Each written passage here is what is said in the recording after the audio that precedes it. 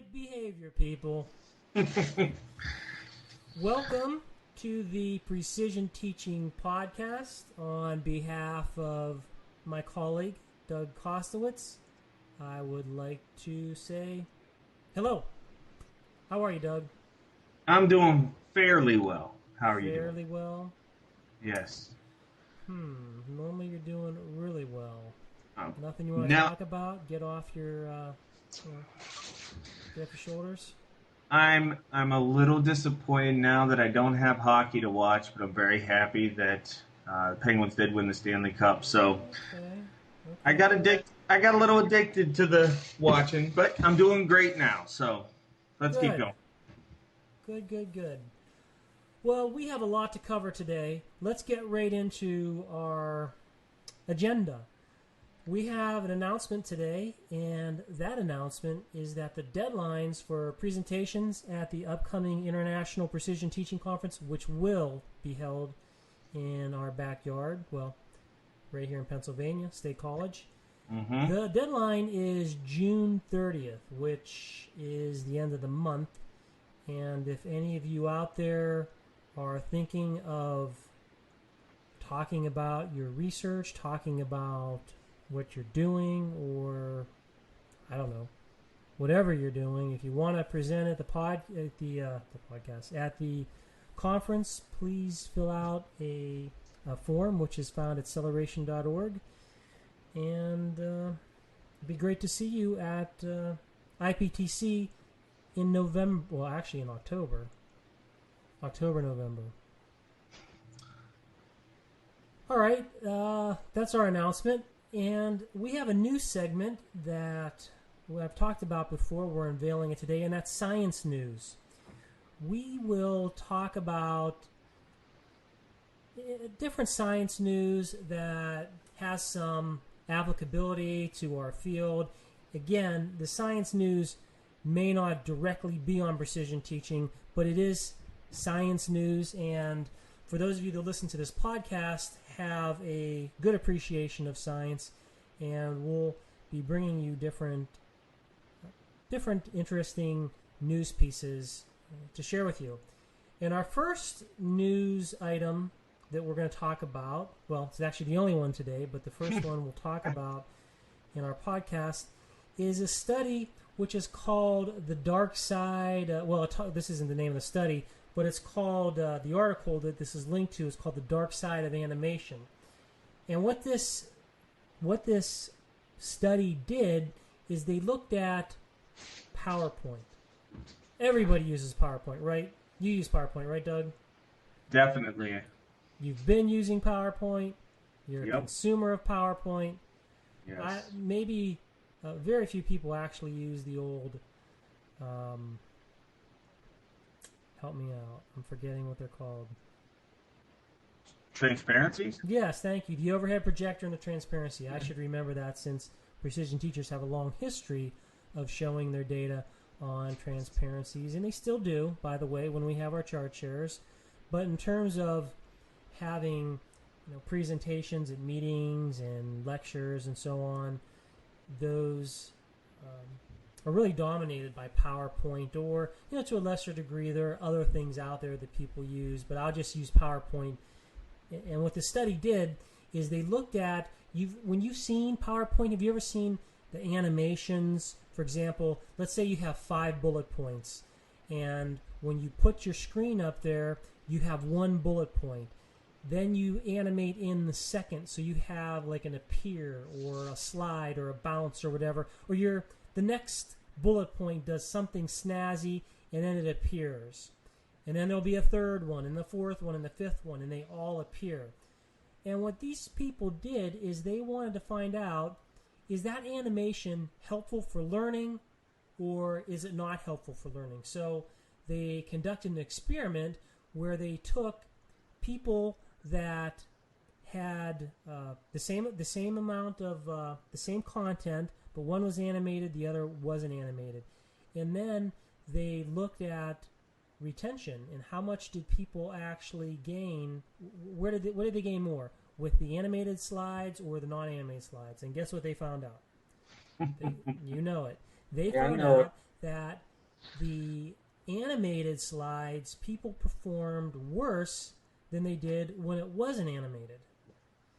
And that's really interesting when you think about that, because you've sat through presentations. What happens when people have animation up there? It's interesting. It is interesting. It draws your eye to it. It can draw your eye to it. And there's some other things that happen too. Is your eye being drawn more to the animation, or are you focusing in on the content? I would say more to the animation, how many times it spins around, if it goes backwards, forwards, if it bounces around the screen. Exactly. And frankly, It's a little bit annoying if you ask me. And I've done some animations in the past, and now, after the study came out, I'm not going to do any more animations. But one of the things that also is true is, if you think about it, if you have all of your information up there, not only is it not distracting, but people have more time to focus on what you're presenting versus this type of progressive disclosure. Yep. Here's another thing that I was thinking about. I mean, this is an interesting study. But here's another thing that I started thinking about when I read this, and this is one of my pet peeves. Do you ever go to a chart share and the person's up there and they're talking and they have their data covered, and like they're really building the suspense, and then 30 seconds into the chart share, they pull off their thing and then they show their chart. Show us the chart from the beginning. Boy, does that annoy me. It's like, you know what? Why are you trying to build this suspense and then just show it to me all of a sudden? And now, I mean, you only have a minute left, right? I mean, how long is a minute? So, for those of you listening, if you're ever in a chart share, please show your data the whole time, because, of course, this information would suggest that if you're using, even if you have an overhead, like a transparency, and you're using progressive disclosure, that's really not the best way to present your information. Just put it up there. And again, if you think about what Tufte would say, you want to have all of your evidence up there. You want to have people interacting with it as much as they can and looking at it. And I think that's very important for us. And of course, this is a study that would confirm one of the reasons why not only is it annoying when people do that, but I think also it takes away from, more importantly, people actually learning from, and that's what you want them to do, right? Why do we have these chart shares? Because we want them to learn. We want them to take our information and make sense of it. It also allows not only the sense that you're trying to bring across in your presentation or talk, but it allows you to make other connections in other sense, so you can ask different types of questions. I can see as an extension of what you were talking about. But I also thought it was interesting in that study, in the article that I'd read, we like the animations more, but we don't perform better. How often you hear that in education or presentations or anything? We like maybe what isn't the most effective. Yeah. Very good point. Just because, think about it. Well, I hit tangent alert. I'm getting off on a tangent. People like to read to kids, right? You like to entertain them. But you know what? Reading to kids is not the same thing as teaching them to read. That's right. We may like to entertain kids and read to them and think that we're really doing great to them. And again, I'm not coming down on reading to kids. It's very important to read to kids. But when you have kids in first grade and second grade, and you have 40 minutes, what are you going to do? Would you rather spend 20 minutes on reading to them, which is entertaining, or are those 20 minutes on explicitly teaching them how to read? Which one do you think is going to produce better results? Okay. Well, okay, end of tangent. I didn't want to add to it to make it further tangential. So we'll move on. Okay. Let's go on to our email question. We have another email question, and this email question is directed towards me. And the email question asks, how well did you know Dr. Lindsley, and what did he think about add-subtract charts? That's an interesting question. I knew Dr. Lindsley Og, as he would have people call him, pretty well. I met him back in, 1993 is the first time I met him as a graduate student. And, of course, that was one of those situations where, I was young and I was, graduate student, and every graduate, I'm sure, being Og, he would be at conferences, and how many people come up to him and say the same thing. I was starstruck when I met him. Of course, through the years, I stayed in precision teaching and got a chance to know him better, talk to him at conferences, have email correspondences, and I think I knew him fairly well. And to answer your question, I honestly don't know the answer to this. I mean, I can speculate that he had a tool here. Let me rephrase that. He had a visual medium, a way of looking, displaying data that was superior to add-subtract charts. I don't think he would be, though, the type of person, and this is the type of person I am, so maybe I'm projecting some of my feelings onto what I think he would say. Add-subtract charts are not evil. They are not bad. They are limited in what they do. There are some things that add-subtract charts can do, and there are times when they're preferable to use. But in the things that we do when we have time series data, there's just so many more superior functions that the standard acceleration chart gives you. In fact, if I were keeping score, it would be like 100-1 or something ridiculous like that. There are so many facets to looking at the data that so many facets of the standard acceleration chart that the add-subtract chart can't do, that when you really look at the differences, it becomes quite obvious which one you should use.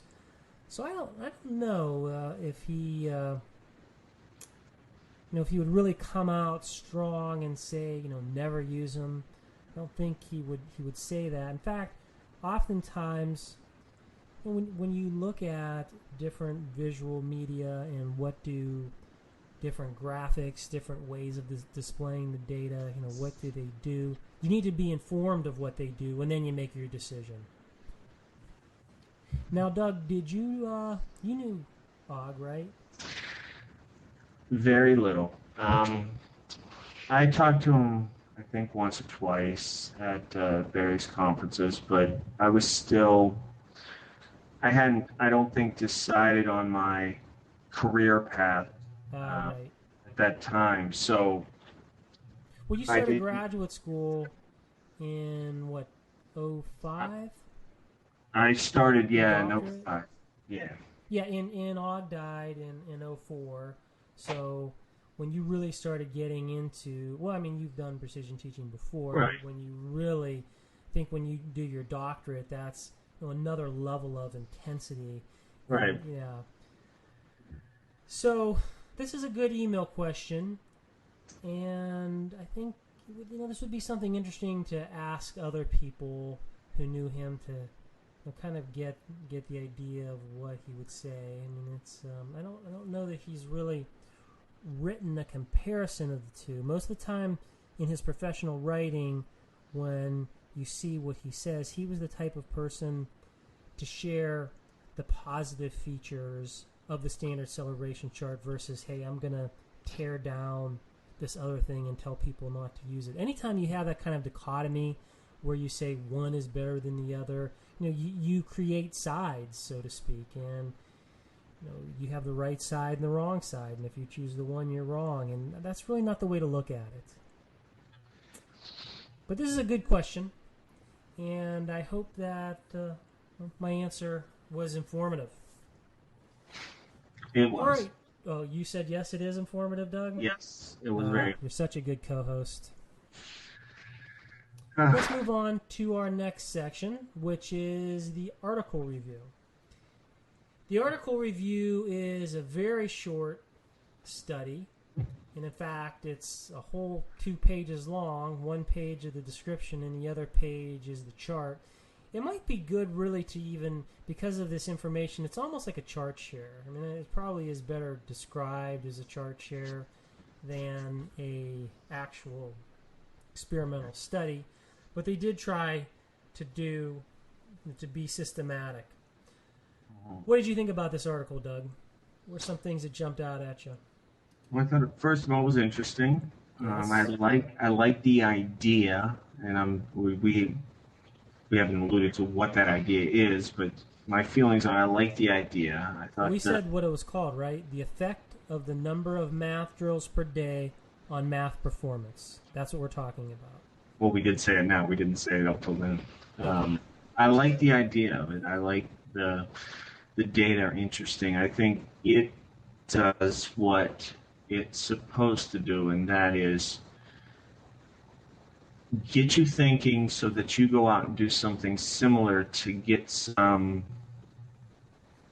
more in-depth answers, or at least data that can then spawn some future questions with regards to it. But I thought it was very interesting.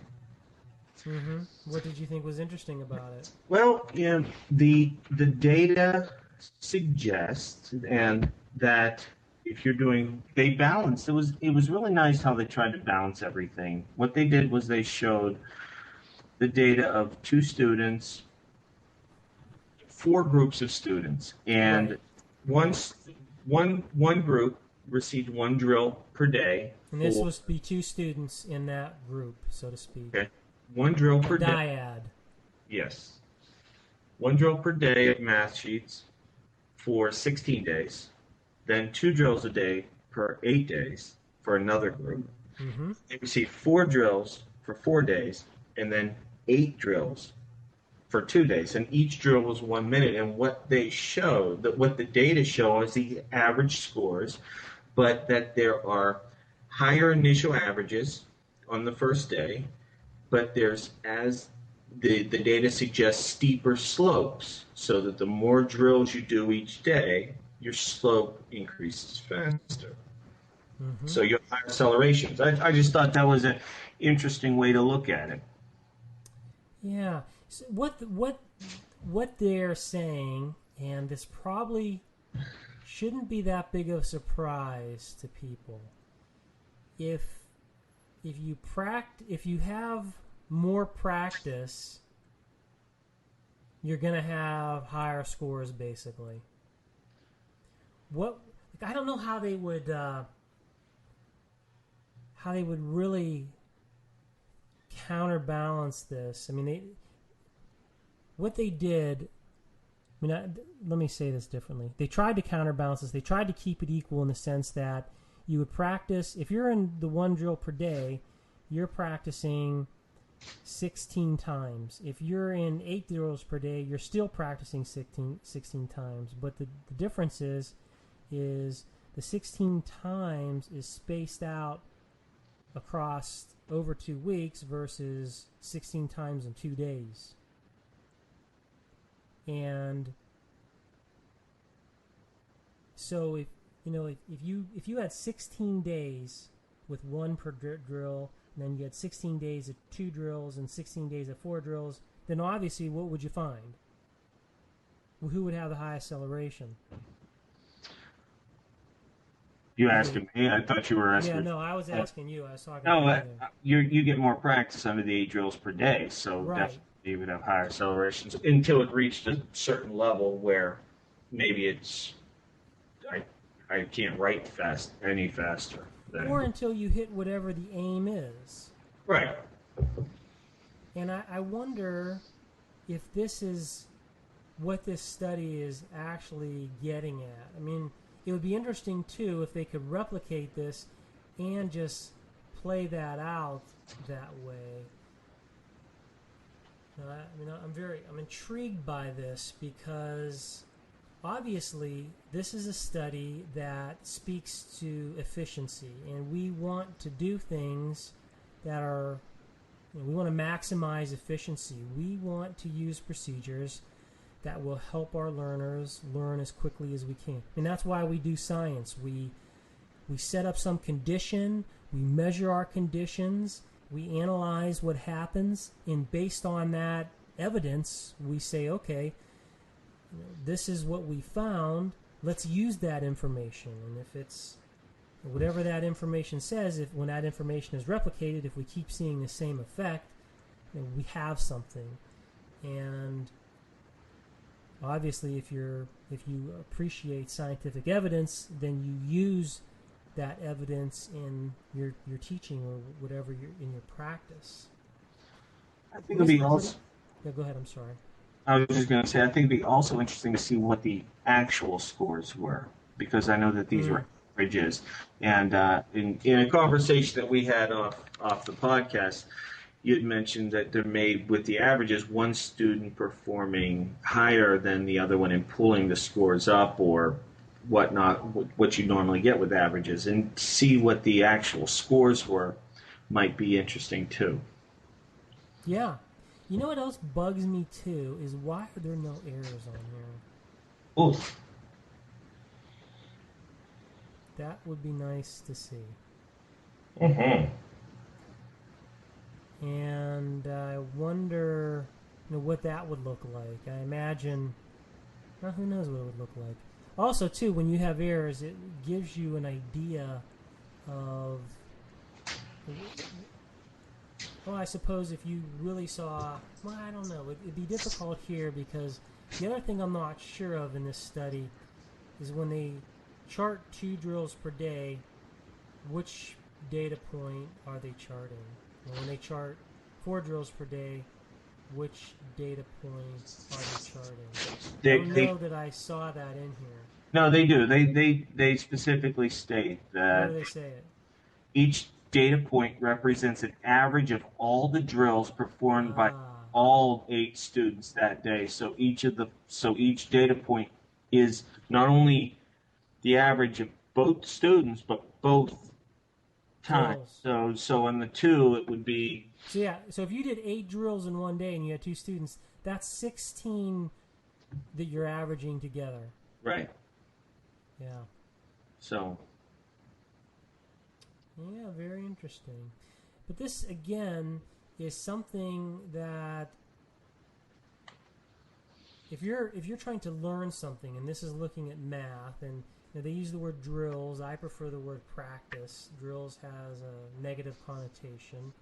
If you're practicing math and you find that a particular way is, because people always ask this to me if you want to practice something. I'm a big fan of being systematic in your practice. The more systematic you are, that basically means that you are embracing rules, you're embracing regularity, and with regularity and being having homogeneous methods, then it becomes clear to see what are those effects that you're getting.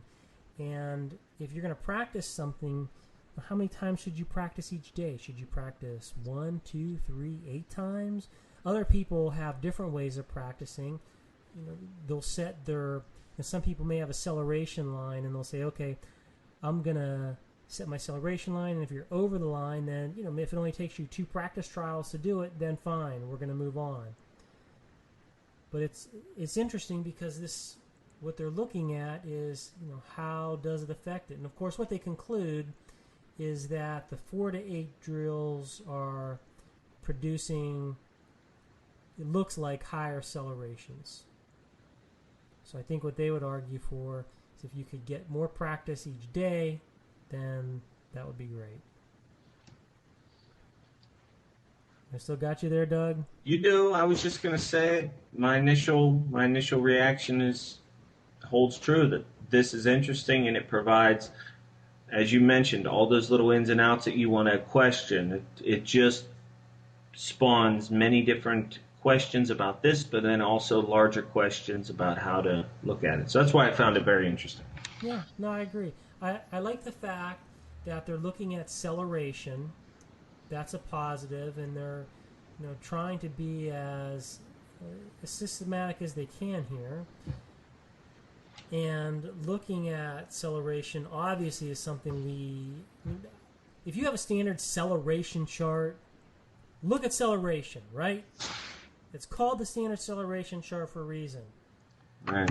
So that they have acceleration in there is pretty nice. Also, I thought when you say it's interesting, if you look at one drill per day, that's a times 1.4, but I'm sorry, 1.3 times 1.3, but 2 drills per day is a times 1.4, which, again, if you think about it, if you're doubling what you're doing, that doesn't necessarily mean you're doubling the acceleration. There's not this direct proportional relationship where when you multiply how many times you do something, your learning isn't multiplying, so to speak. Your acceleration isn't multiplying by that rate, by that number. Right. Be interesting too to look at those 4 drills per day and 8 drills. There's not enough data points to figure out acceleration, but you can kind of draw a line through it and figure out what it is. And that next one, the 4 drills per day, looks like it's about, and I'm just looking at it without a acceleration find or anything. I'm going to say that's a what? 1.6? 7? 6 or 7 maybe? Oh, I'd say a little higher than that, but... Do you? Is it? Well, yeah, you're right. Yeah, no, it's... I'm looking at the times... I'm looking at corner to corner. Is it higher than a times 2? Maybe it is higher than a times 2. Yeah, it is. Now that I look at it again, it is a little bit higher than a times 2. So maybe it's like a 2 point something. I would say you're probably right there. And the other one looks about the same. Maybe a little times. Maybe. But you only have 2 points, so... Yeah, so it's hard to tell. Well, that brings us... Well, before I move on, any other comments about this article, Doug? No, I liked it. Good. Yeah, me too. Let's move on to our interview. And today we have an interview with Michael Fabrizio. Let's listen to our interview. I would like to welcome Michael Fabrizio to the Precision Teaching Podcast. Michael, welcome. Well, thank you, Rick. It's good to be here. I'd like to start off the interview by asking all of our guests, can you tell me and us how you got into precision teaching? Sure. Well, originally it was through Julie Vargas, who was a professor at West Virginia University in their Department of Educational Psychology. And she was also my advisor for my master's degree. And as part of the coursework that graduate students took then, especially those of us in Ed Psych who were focusing on behavior analysis, we took a series of courses in verbal behavior. And in Verbal Behavior 1, Julie had all of her students set up SAFMEDS charts to complete SAFMEDS to help the students basically learn not only the definition of the primary verbal operants, but also to learn to identify primary verbal operants from examples. And based on her instruction, you're like, this is it. This is what I'm going to do. You know, I didn't have that experience. I mean, I loved the activity when we did it back then, and that was quite wonderful. I remained in West Virginia for probably a year and a half or 2 after that. Then went to California to work at a center. Didn't do much with precision teaching there either. Never did anything with PT after Julie's class, by the way. But then after a year in California, I ended up in Seattle as a teacher at Morningside Academy. And as you know, and hopefully some of the listeners know, Morningside is a PT-based school for children with learning disabilities and attention problems who are typically significantly behind academically when they come into Morningside and then catch up. And even throughout my first, I think it was year at Morningside, so there you're doing precision teaching every day, all day, every class, multiple charts per class across multiple kids, etc. But, you know, even for that first, I think it was year and a half that I was at Morningside, for me, PT was still really about data collection and monitoring. I didn't necessarily understand why we were charting the way that we were charting in terms of following all the conventions and doing all that. And while I thought it was a great way of documenting what was happening with the students, it really didn't turn me on. Then about a year and a half or 2 years after I was at Morningside, they went through a little period of growth and decided to split the elementary school and the middle school into 2 separate buildings. And so we did that, and I moved over with the middle schoolers and became the head teacher of the middle school. But we couldn't find another staff member, and we needed a minimum of 2 teachers, right? So it was just me for about the first semester. And so you can imagine what that's like. When we're supposed to have 2 teachers, we only have 1, trying to manage these kids, trying to ensure that they're learning, trying to make sure they're happy and all that good stuff. It was kind of a frustrating semester for me. And I remember that I requested a meeting with Kent Johnson, who's the director, and with Joanne Robbins, Dr. Robbins, the principal, early morning before school one day. And they agreed, and we met. And I told them that I was resigning. I said, I'm too busy. We can't find another staff member. I don't have time to take a lunch break. I'm going crazy, blah, blah, blah, blah, blah. And I will never forget this until the day I die. Joanne and Kent both were listening to me very intently and in a very concerned way.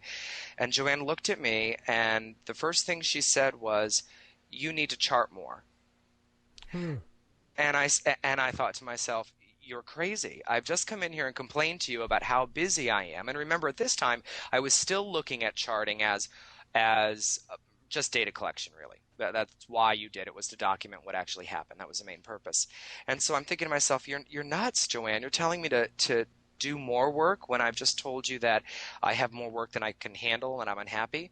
And so I said, "Well, Joanne, I'm not sure how doing more work is like more charting is going to help me." And she said, "Michael, you're a good teacher. And the problem right now is that your behavior is falling out too far outside the contingencies." And I really didn't understand what she meant, but I trusted her. And so I said, "Okay, what would you do?" She said, "Tomorrow when you go back in to teach math class, put in more charts." So I was sort of dumbfounded, but thought I might as well give this a try. And the next morning, when the kids showed up, we started with math every day. And when the kids showed up, instead of doing a little bit of direct instruction on the board to introduce the concept, and I forget what the concept was now, but instead of doing that, I had PT pages made up for the kids on the topic of that day's lesson. And I had answer keys. I had the kids get out timings charts, handed out the PT pages with the answer keys, and had them all start a timing. And a few of them protested, right away. They're like, "We don't know how to do this. You haven't told us how to do this." I said, just try it. And what happened was I realized that just from the experience of doing the PT pages along with the answer key and the charting, about half the kids didn't even need any of my help. In other words, they were able to go on and complete additional timings, accelerate beautifully, times 3 or better across those timings, and hit frequency aims within 1 10-minute block of timing practice. Of the half of the kids that still did need my practice, I brought them to the front of the room and I started scanning what it was they were doing and what problems they seemed to have. And what I would do is I'd go to one kid and I'd say, "I think this is the problem, try this." And I'd draw a little phase change on his timings chart, and I'd have everybody start another timing. While they were doing another timing, I would go to the next kid who was having trouble, look at what they were doing, give them a little tip or quip or suggestion or point something out, draw a phase change, that timing would be done. I'd have the kids counting. I'd go back and I'd look at that first kid, and they had charted their second performance after I'd given them a little help. And I could see immediately whether or not the help that I had provided was effective or was ineffective. I could tell immediately whether their data were going up or not going up. And within 10 minutes of doing that, what I realized is as I worked my way around that semicircle of students who needed my help, by the time I'd reached the last 2 or 3 students, I was no longer doing or making the suggestions or trying the things that the previous student's performance had shown me did not work. Previous performance, like within that past 10 minutes.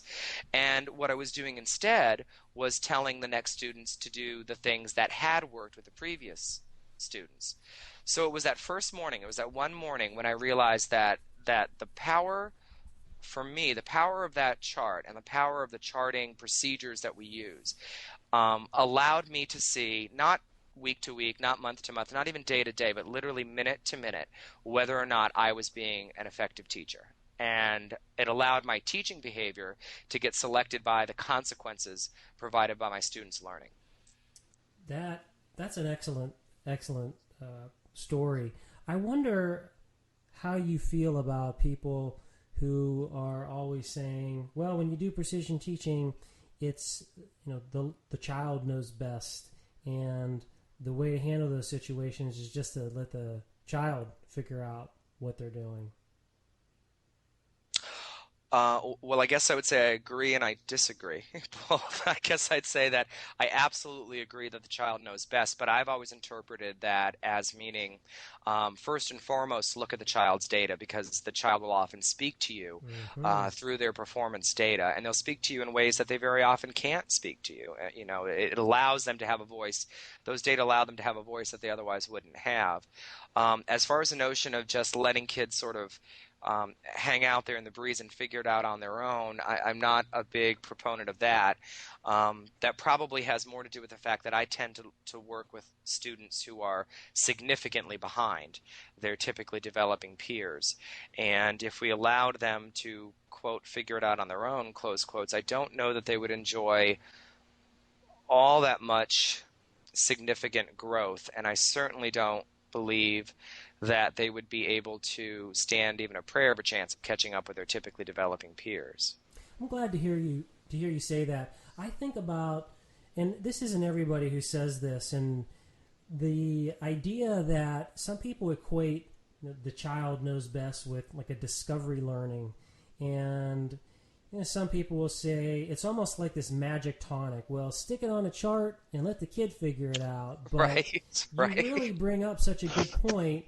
And I think when I think about precision teaching, and like you have a big background, a great background in applying this knowledge of what works and saying, okay, based on what I can see as a teacher, then here are some very good ways of changing. And really, that's a really very fascinating way of your story of being directed by the contingencies. Did your students do the charting in your class, or was that something that you did? No, at Morningside, the students are all taught to chart. The classes are too large for the teacher to do much of the charting themselves, and there's just too much charting that's happening. And the kids can do it, and so they should do it.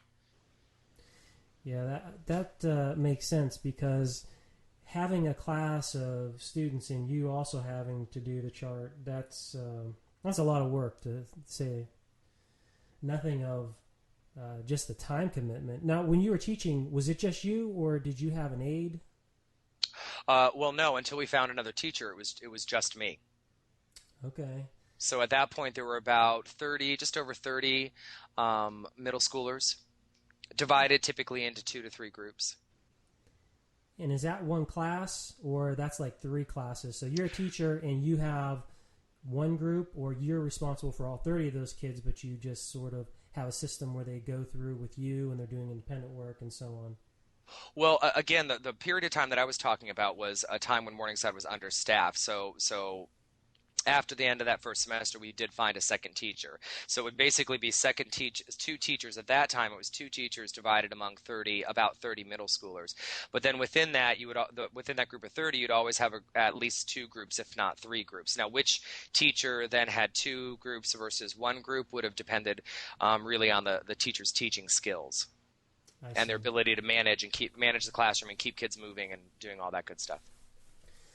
So you were a teacher, and then after a while you left, and I believe you started your consulting business, yes?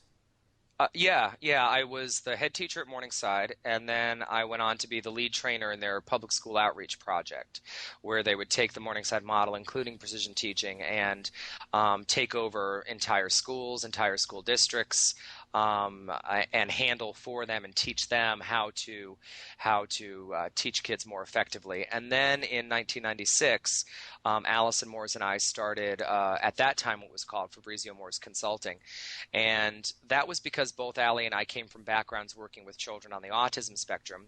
We'd been teaching together at Morningside for a couple years, and we just wanted to ask a pretty simple question, and that was, to what degree could Morningside's model of PT-based education, to what degree could that be applied to kids on the autism spectrum, and what benefits might those kids on the spectrum enjoy from having the model applied to them? So we fast forward, so you did that for a number of years. We fast forward to today, and you are, let's see, I looked at your webpage. You're a clinical services supervisor for ORL, which is the Organization for Research and Learning. Yes? That's right. That's what we renamed the private practice. That's right. And then you're also the clinical services director for Feet of Washington. That's correct. And so which one is the real full-time job? Or are they both? You can't answer that. They're both full-time jobs. I'm very lucky that I have a phenomenal business partner in Kelly Ferris in ORL, and I've got a phenomenal group of clinical staff members at Feet of Washington. So if I didn't have all of those skilled folks helping, there'd be absolutely no way I could do both jobs. So what's a day in the life of Michael Fabrizio looks like when you have your hat on for the clinical services supervisor for ORL? A typical week, if we talk about it in a week, I mean, days really vary. So if we talk about it in a week, it's meeting with various staff members to provide clinical supervision for them regarding questions they might have about individual kids' cases, meetings with the staff members to talk with them about their own professional goals and what they want to see for themselves and for the future. Attending kids' team meetings to review their cases to see how they're progressing, to ensure that the programs meet the quality standards that we expect for one of our programs, as well as a fair amount of other professional work related to things like trying to write things for publication to help other people be more effective and to help contribute back to the literature, doing some work nationally with grant reviews and things like that. And if I ask that same question for your other position, how would you answer? With Feet of Washington, it's very, very similar. The difference being that Feet of Washington's programs are primarily center-based. So they have Rising Star Academy, which is a best practices preschool and kindergarten for kids on the spectrum, and they're typically developing peers, as well as the Transitions for Teens program, which is an adolescent intervention program, along with some summer programs and some things like that. So there, I think really what I'm looking more at is program level variables, looking at how all the staff members are progressing in their training, looking at those larger counts that we take that indicate that the program is continuing to run at a very high quality level, as well as review of individual kids' cases, but looking at those kids' cases really from the perspective of what's going on at a systems level to support effective intervention for that individual kid, or what is not happening at a systems level that we need to change to support more effective intervention. Speaking of intervention, I know other people who've seen you, and for those who haven't, can appreciate that whenever you see one of your talks at conferences, you really come away with learning a lot. I know that's the experience that I always have. And Thank you. No, you're welcome. I'm interested in what are some of the new big things that you're seeing right now clinically that you find are either interesting or really valuable in your practice. Well, I think one of the lines of research that sort of emerged kind of organically from the private practice has, and it's one of our longest, has been on frequency aims and on trying to ask the question, how fast do kids need to go in order to enjoy good outcomes like skill retention, skill endurance, skill stability, and skill application.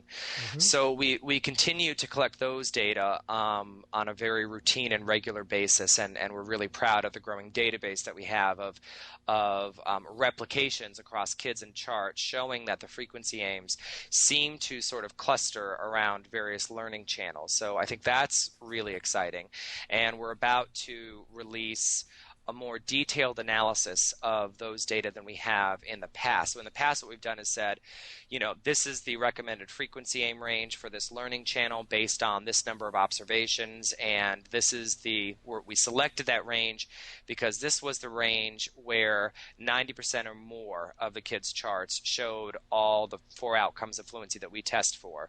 And what we're about to do now is say, really, what about that other 10%? Because there are other kids, and other chart situations where their performance either didn't have to go as fast as whatever that recommended aim range has been, or sometimes it needed to go faster. So we're going to be releasing some of those data soon. So that's really exciting. I think we're also doing some really cool work with alternative or augmentative communication devices for kids. So somewhere around 25% of kids on the autism spectrum, depending on which research study you look at, somewhere around 25% of them are unlikely to develop spoken language enough that speech really becomes their main way of communicating. And so if that's the case, they have to learn to communicate in other ways, and those ways are called alternative or augmentative communication systems. And they can present some real challenges when you're in a fluency-based instructional arrangement in terms of how fast you can get kids to go, because of limitations placed on you by the technology, the machines themselves, as well as what should be counted and what shouldn't be counted. So that's another interesting thing to me. I think in terms of Feet of Washington and the work they're doing, one of the things that I really, really love is the way we're applying PT measurement to the measure of not only indirect consumers' behavior around social validity of our programs, but also direct consumers' behavior around social validity. That's really cool. And what we're also finding in another one of FEAT's programs in the preschool and kindergarten, where we have both kids on the spectrum and typically developing kids, we're finding that precision teaching-based intervention program, which is what that is for them, works equally well for the kids on the autism spectrum and their typically developing peers. And that's really exciting. So I think once those data come out, those would be the first data that I know of that that document that specialized instruction for kids on the autism spectrum is equally as good or equally as beneficial for their typically developing peers. What do you mean by that? So if I have two kids in school, one student has autism, the other one doesn't, do you mean I guess I'm trying to figure out what you mean by that. What I mean is, so Rising Star Academy is an early childhood education program that's built on best practices within early childhood education, early childhood special education, and early childhood special education for kids on the autism spectrum. So really, it's an autism spectrum specialized program. What we're finding, though, is when we put typically developing peers into that program, along with kids on the autism spectrum, both the kids on the spectrum and their typically developing peers benefit equally from being in the program. Oh, okay.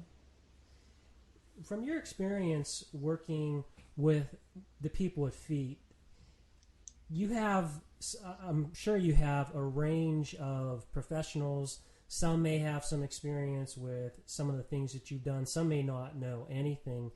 Let's say that there are people out there, and there are people out there, and they're interested in teachers or staff learning precision teaching, and that's exactly what you're doing. You're working with these professionals.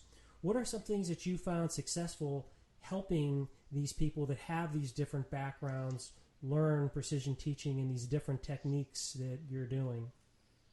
That's a good question. Well, I think one of the things that we do, so we have staff training and performance management systems in place at all levels across FEAT. And one of the things that we do when we're teaching people who really are new to PT and new to applying PT, certainly to kids with autism, et cetera, is and I think this is a little bit different than I see other precision teachers handle this, and that is the first thing we do is not to teach them how to chart. We do nothing with the chart mechanics or the details or because there are a lot of conventions, right? There are a lot of mechanics that go into putting data on that chart. And we don't start with that at all. Not at all. The first thing that we do is we start by teaching them to make database decisions. We start by teaching them when the child's data are telling them that they should either keep going for the day, keep doing some timed practices, or whether the data are telling them to stop for the day, or whether the data are telling them to step in and give the kid a little bit of help, some kind of help before you go on and do another timing. So that's the first thing we do is we teach them those database decision rules. You do that in the absence of a chart, so you just would put dots up there and say, does this pattern look like you should keep going or make a change? Sort of. It's not in the absence of the chart. So we'll show them data on a chart, and we'll say, here's the data pattern. Here's the rule. What should you do given this data pattern? What would you do next? What would you Oh, do I see. next? They Okay. have no idea how the data got on that chart. They just see Right. dots and X's, right? Okay. So and so that's the first thing that we do is teach them those database decision rules, and that takes a very, very short amount of time. And the reason we do that is because we think that part of what that does then is recruit a contingency of reinforcement, recruit some kind of motivation for them to keep going with their charting, because as they're struggling to learn the mechanics of the chart, if putting that dot down then translates into them being able to make a good, effective decision, that seems to help maintain their charting performance. Okay.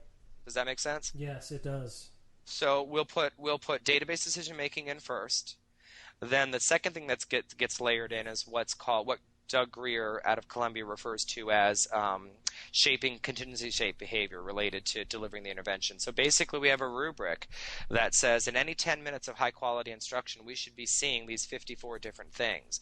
And we start by actually watching for 10 minutes, and during that 10 minutes, coded in 1 minute bins of time, we're taking frequency counts of the number of various things that are happening, the number of correct responses the child is emitting, the number of incorrect responses, the number of specific praise statements the staff members emitting, the number of error corrections they're providing those types of things. Then after 10 minutes, we flip that sheet over and we rate them on all 54 of those items. And those ratings then get transferred onto an SCC so that they can track and we can see how they're progressing across successive assessments, successive observations. Once their database decision making is in place and their implementation skills, that's what I was just talking about, once they're in place, or at least maybe not fully in place, but they're progressing really nicely, once that's happening, then we go and we teach them how to talk fluently about every one of the charts that they're working on. And to do that, we give them a kid's chart, and we give them a rubric that has about 24 questions on it. And they're questions that range from really practical questions like what's the learning channel for the skill and what's the pinpoint, what's the frequency aim, looking at the chart, how long has the kid been working on it, so really kind of practical questions, all the way to more sort of esoteric questions like how do you know when this person is done working on this skill, or why is working on this skill important to this learner both now and in the future, as well as some analysis questions like looking at the pattern of correct responding on the chart, tell me what patterns you see. What patterns do you see in the incorrect responding? What interventions has the child received, and have the interventions worked, and how do you know? And what we train our staff to do is within 6 minutes to answer all 24 of those questions thoroughly and accurately.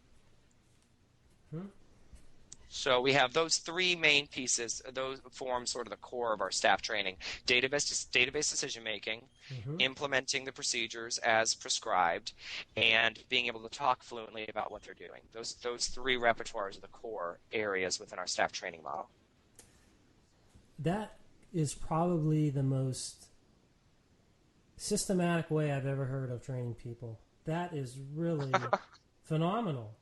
Well, thank you. Thank you. I was taking notes down as you were saying, and I'm familiar with Doug Greer's work, and also it just sounds like you have such an influence, like organizational, that aspect of behavior analysis.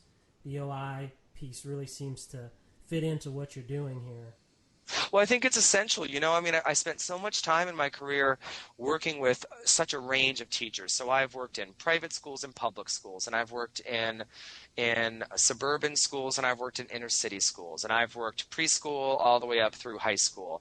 And so I've had a lot of opportunity to see teachers and other educational professionals working and trying very hard to work effectively with kids and to do the best that they can. And it seems to me that what is most consistently lacking, not only across educational settings, but also clinical settings within applied behavior analysis, what's most lacking are the systems that are needed to support ongoing effective service delivery. Without those systems, you get drift. Without those systems, people's behavior comes to be controlled by things other than what you actually want it to be controlled by. It's not that they're bad people. It's not that they're lazy. It's not that they forget to do what's important. It's that we haven't done a good enough job as administrators and program designers wrapping around them the supports that they need to keep doing effective work, and more importantly, to know that they're doing effective work.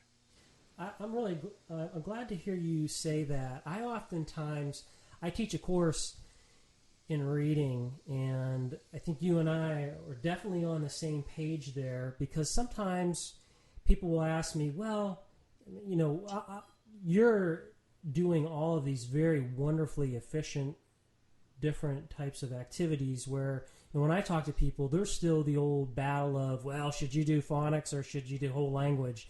And there are people that come into class and, there's their mom's a reading specialist, they love their mom's a great person, but mom is just doing terrible instruction. Mom is tragically misguided based on wherever mom was in college. And really, though, you just precisely nailed it in your comment that it's the variables that are controlling their behavior.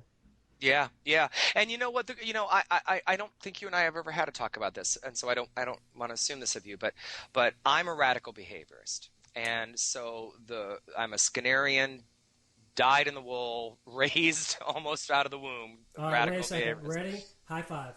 Okay, high five. There we go.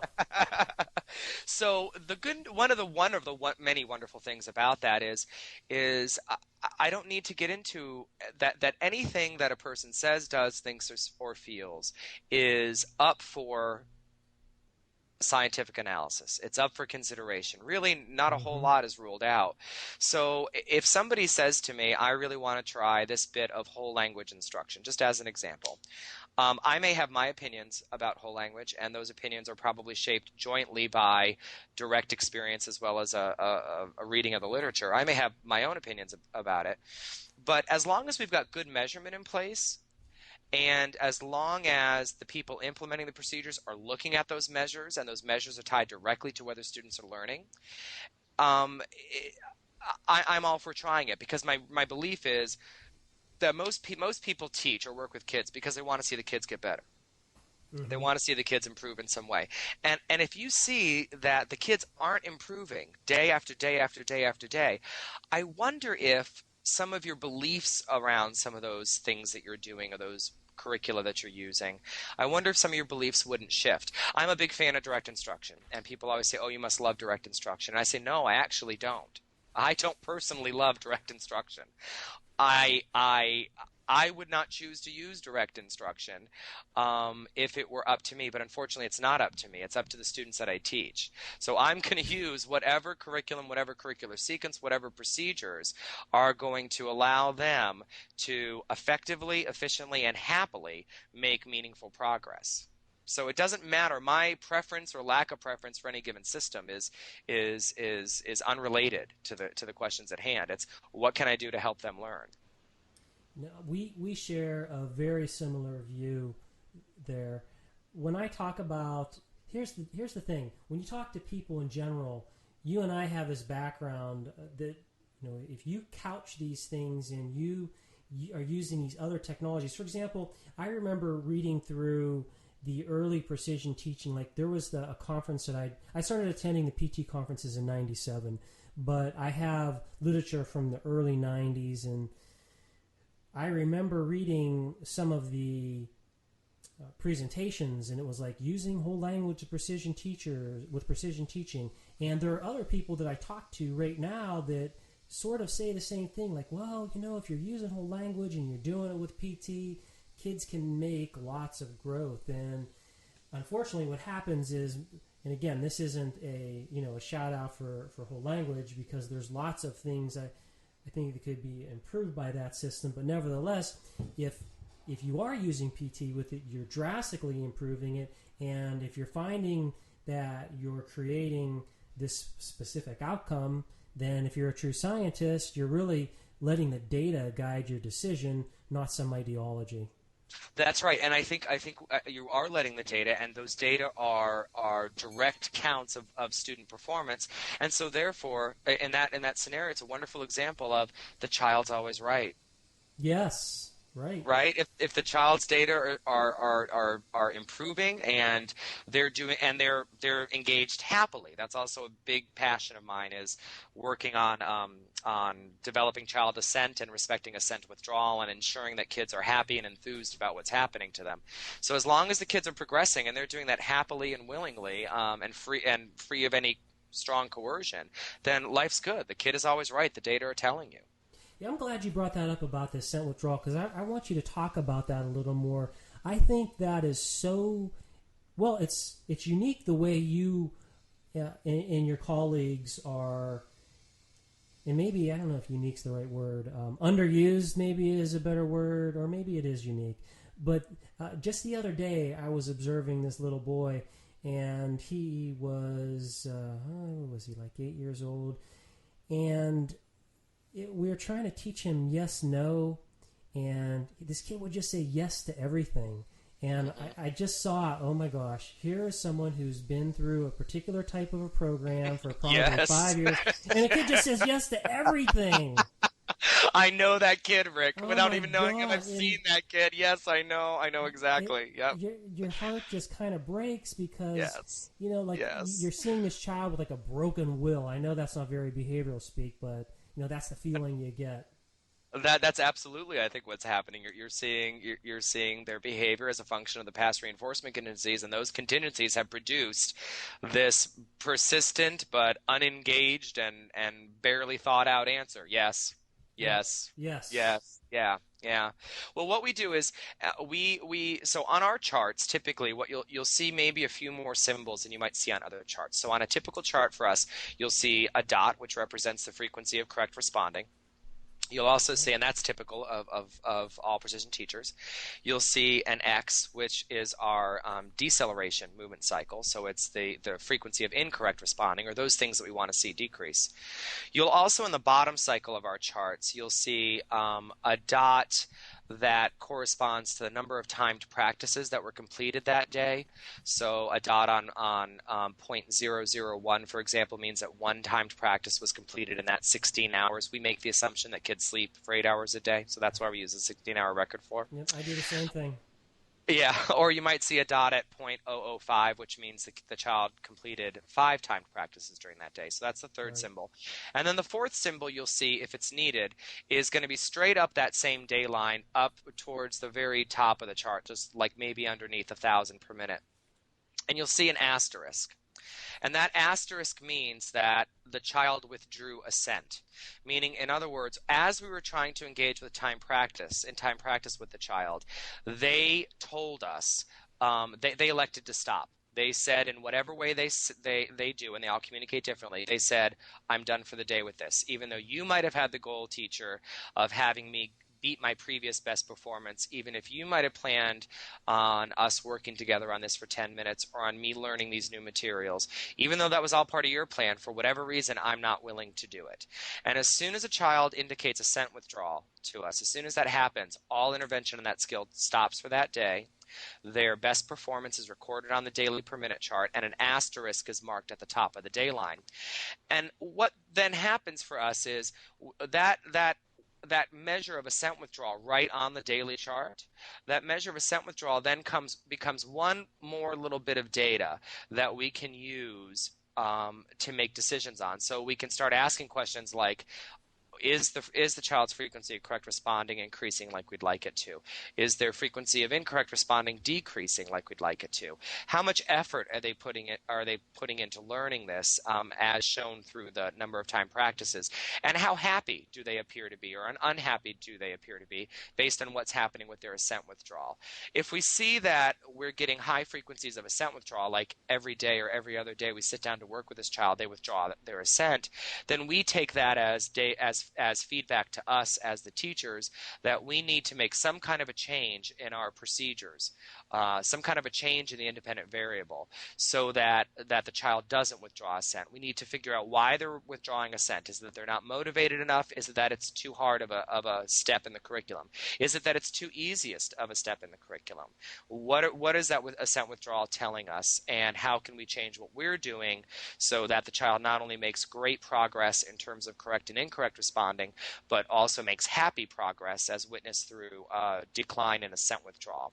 And then what we'll also do is count frequency of assent withdrawal across all the kids' charts and for that day, one particular kid's, all of their charts for the day.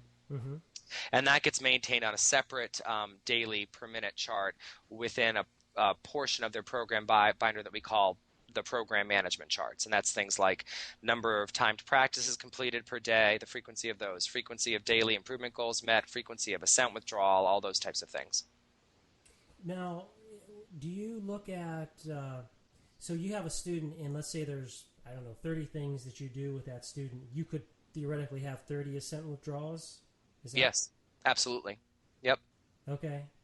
Yep. And that gives you, I guess, a couple things you look at. Number one, you look at it as something that is a staff issue or something that is a skill issue, or both. Or either one of those, right? It could be any of those things. It could be something as simple as my goodness, I really hate doing this right after lunch. Can we do it some other time of the day? Or it could be something as complicated as, oh boy, we thought the staff member really knew how to implement this skill, and despite our good training and despite our good supervision and our great positive feedback to the staff, they're messing up on this one piece, and that's the problem. Or it could be, despite our best efforts from an instructional design standpoint to ensure that kids only experience the next step in instruction when they've got all the component skills in place that they need, despite those best efforts, we assumed a skill in their repertoire was more fluent than it is, or was strong enough at least to allow them to go on and learn this more complex skill, and that may not be the case. Okay. But you can't even have the conversation, right? You can't even enter into the conversation with people about what could it be unless you're actually measuring the kid's assent withdrawal and making decisions based at least partially on that assent withdrawal. No, you're absolutely right. In the absence of data, you are just left with nothing. That's right. Just That's pure, right. unadulterated opinion. That's right. And you know what to say about opinions. Yes, I do. And I have a lot of them, Dan.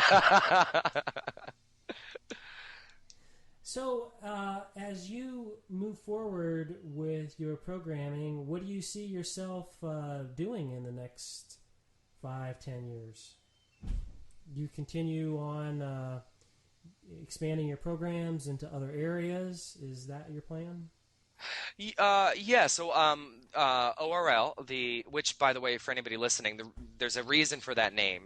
We renamed the practice ORL after Ogden died. And as I know you know, Rick, but some of the listeners may not, ORL were Ogden Lindsley's initials. And so as we were changing the name, we wanted to find a way to pay tribute to all the wonderful things that he did for us and all the fantastic leadership and mentorship and wonderful experiences that he provided us.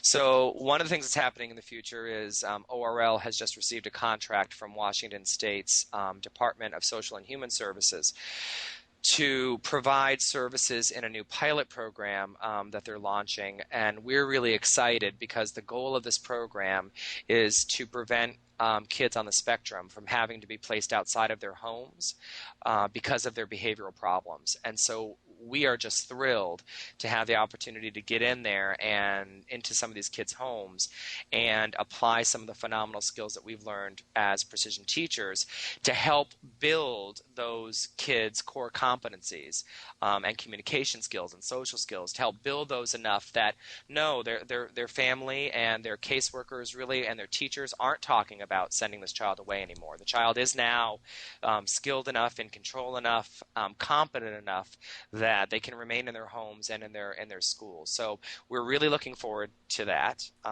to that project, and we'll continue with the other private practice work.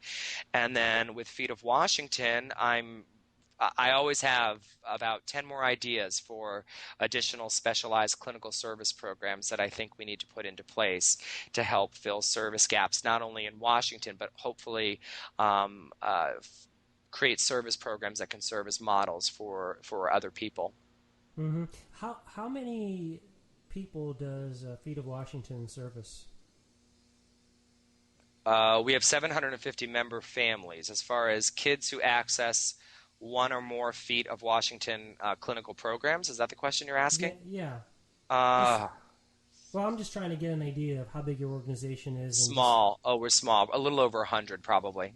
Kids okay. served across the programs. We're small. And we like it small. We like to keep it small. We'd rather have it because we also think in human services that as size increases, quality tends to decrease. So one of the things that we advocate for are small, efficient, but highly effective sort of clinical intervention units rather than large programs that try to be everything to everybody. Mm. I'm wondering if I haven't talked to a lot of people that have done this, but I'm going to guess you may have actually done this, knowing your background. I'm sure whenever you work with parents and you work with especially a big, broad cross section of parents, you have people that believe in things like different diets, different vitamin supplements, or you name it. Have you actually incorporated any of those things into a chart to say, okay, well, let's see if it works or anything like that to help? Yeah, we do. We have quite routinely. So it's fairly common for parents of kids on the autism spectrum, in particular, to once they get the science-based interventions in place, like applied behavior analysis, to then turn and look and see what other things might be available to them. Um, and what we encourage our families to do, and they often do, is to have an open, honest dialogue with us about it and let us know that it's happening. And our job, we think ethically, is to make sure that they feel like at least they've got all the information that they need, the pros and the cons about whatever alternative intervention they're trying. We make our positions on it clear, hopefully without being judgmental. And then what we ask is to talk with typically the healthcare professional who is recommending this for them. So if somebody's recommending, for example, a gluten-free and casein-free diet, the GFCF diet, if that is the child's registered dietitian who the family is working with, we ask for permission to talk with them. And when we talk with that professional, we'll ask questions like, excuse me, what what effects are you the professional hoping that we see if this works for the child? What should we be on the lookout for? What things should improve? What things may worsen, etc. And we'll get a list of those, come to agreement about what we mean when we talk about those things. So some kind of a inter-observer agreement on the definition. And then we'll go back and we'll put charts into place for all of those things. And what we ask the family to do, we also ask the professional, what's the time horizon? What's the window of time within which or after which we should start seeing the effects? And what we ask the healthcare professional and the family member to do is, if you're going to start the child in the intervention, that's fine. Wait till after we've got these charts in place, whatever the new charts are that need to be in place to capture the potential effects. Mm-hmm. And we'll ask them to please not tell us when it starts happening, when they start putting it in place. Don't tell us that you're doing it. Also, please don't come up to us and be like, was Johnny better today? And nothing that can indicate to the therapist or to us that something's changed. Once that therapeutic window has been reached or passed, then let us know that the child's been on this new intervention, this new treatment. And let's go back and look at not only the specialized charts that we put in to track the things that were supposed to get better as a result of the intervention, but also let's go back and draw phase lines on every one of the child's daily charts, weekly charts, monthly charts for all their learning skills, all the things that they were learning in the program itself, and let's see whether there's been any corollary effect on any of those. And what do you generally find? Nothing. Yeah. No effect. Mm-hmm. No effect.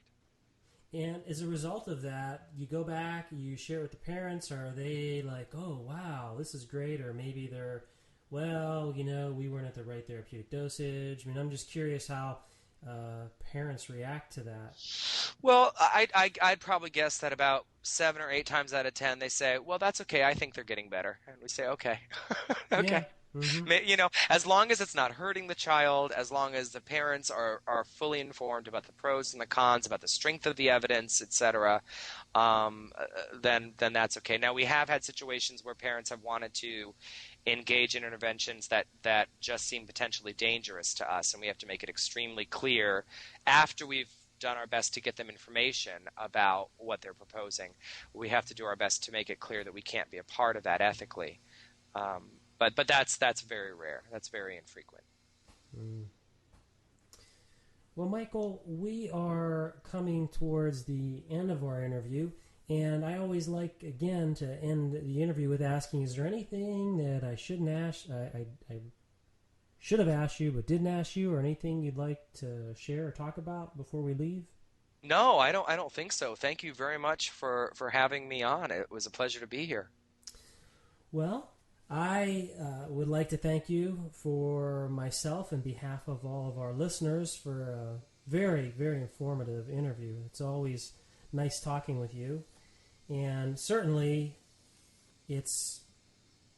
I always want to hug my guests because you're all doing such great work, and just listening to you, it's really very inspirational to hear about all the work, because I know it all translates into some child out there who is having an improvement in their life, and that's why we do what we do. Absolutely, and the chart helps us do that 10 times more effectively than we would have been able to otherwise. Well, Michael, thank you very much, and I'll be hoping to see you soon. Absolutely, Rick. Take care. Welcome back. That was, as I said before, a fabulous interview. Always nice talking to our fellow precision teachers, learning new things. Well, it is the end of our interview. Well, the end of our interview. I just said that. This is the end of our podcast. Doug, any closing comments? It's amazing that we're coming to the halfway point of 2009 soon. Good comment. Yeah, that's right. We have this is our 6th podcast of the year. Mm-hmm. And I think we're going to have, we'll keep going. I guess we'll have at least 6 more. Pardon me? I guess we'll have at least 6 more. Yeah, if we keep going at this pace, we will have 12. Wow, that's pretty awesome. That means we have more great interviews to listen to talk, to have, more good articles, more good science news, more good, wonderful banter between the two co-hosts. I mean, what more could you ask for? We want more questions and any suggestions on articles. Yes. And maybe even if any of you really would like to, how about a Skype call one day? Give us a call. We can do that. We can handle it. We have the technology to do that. We can do it. We're I forget it. I was going to say we're big enough and we're strong enough, and doggone it, people kind of like us. For Doug Kosowitz and myself, I would like to thank you for listening, and I look forward to seeing you next month on the Precision Teaching Podcast.